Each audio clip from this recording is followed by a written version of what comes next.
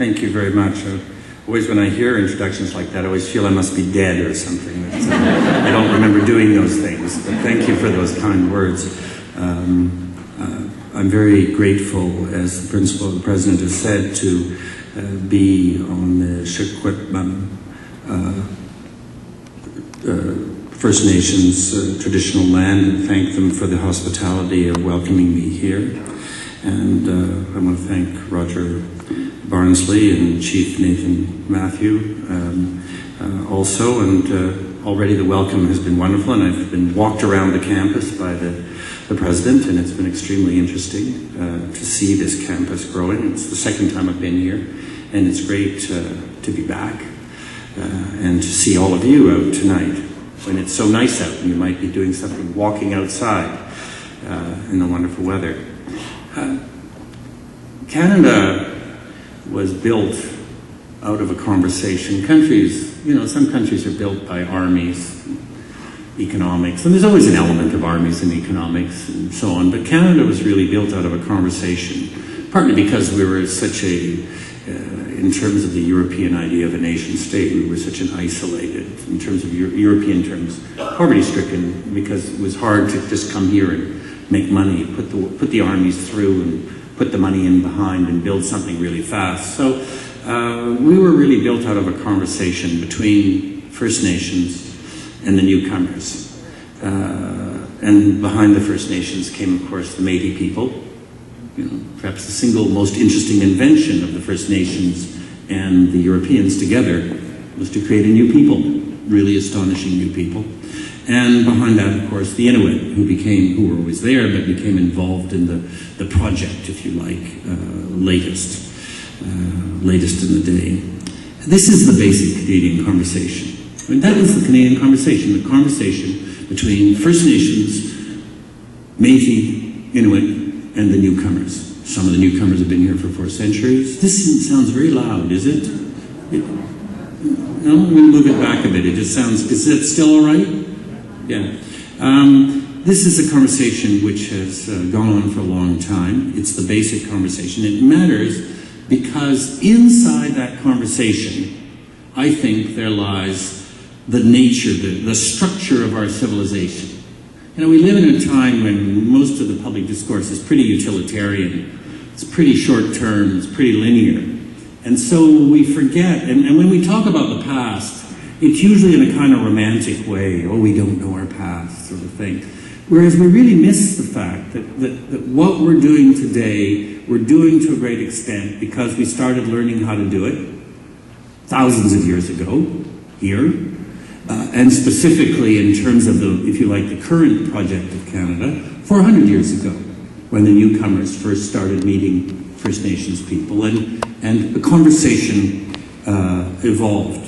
So it's a conversation that's been going on for 400 years.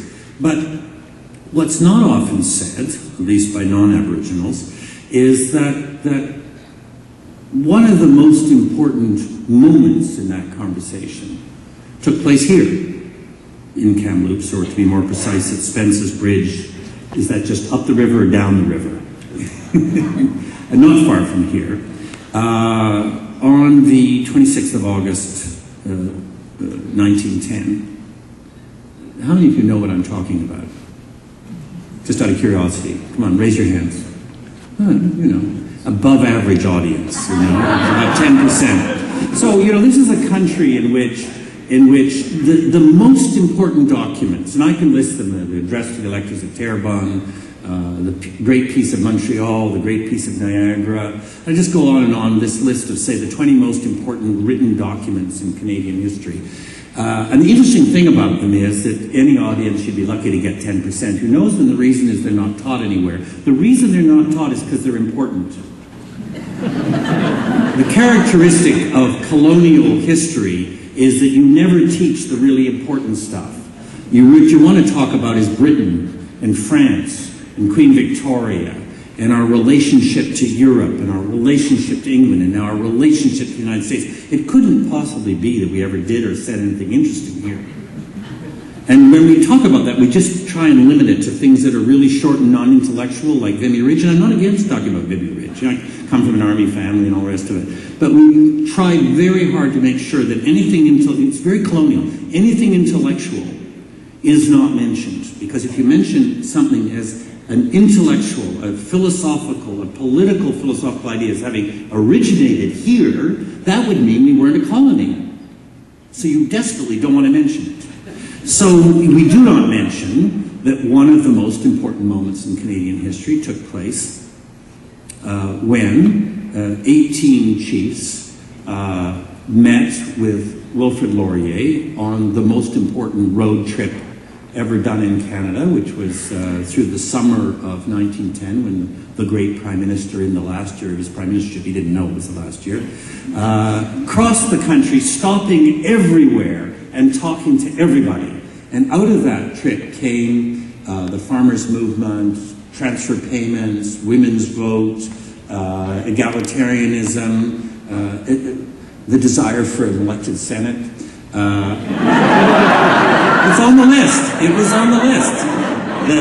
And one of the most interesting things that happened was that in the beginning of the comeback from the low point of the Aboriginal people, which you could put it around 1900, 1908, when disease had decimated the population and other things, the beginning of the comeback, you could actually argue, started right here with the presentation of what's known as the Memorial to Wilfrid Laurier from the chiefs of the Shuswap, Okanagan, and Kuto tribes. And it's a remarkable document. The President and I were talking about that, you know, he just read it, and you read this thing and think, my God, was this written yesterday?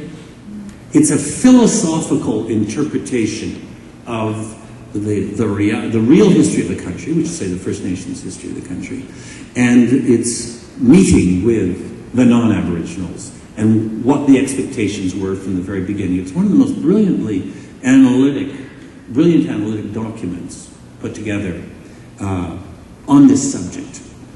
At a time when, remember, the empires were all powerful. We have no idea today what it felt like to live in that imperial era when 4 or 5 empires, you know, the British, the French, the Germans, the Italians, and the Americans, controlled the world with a detail which is not imaginable today. I mean, the American empire today is amateur night at the Bijou compared to the way the British and the French and the Germans and the Americans of that day and the Italians ran the world. In every detail they ran it. And so in the midst of all of that came this document, which began with, we welcome you here, and we are glad we have met you in our country. That's the beginning of it.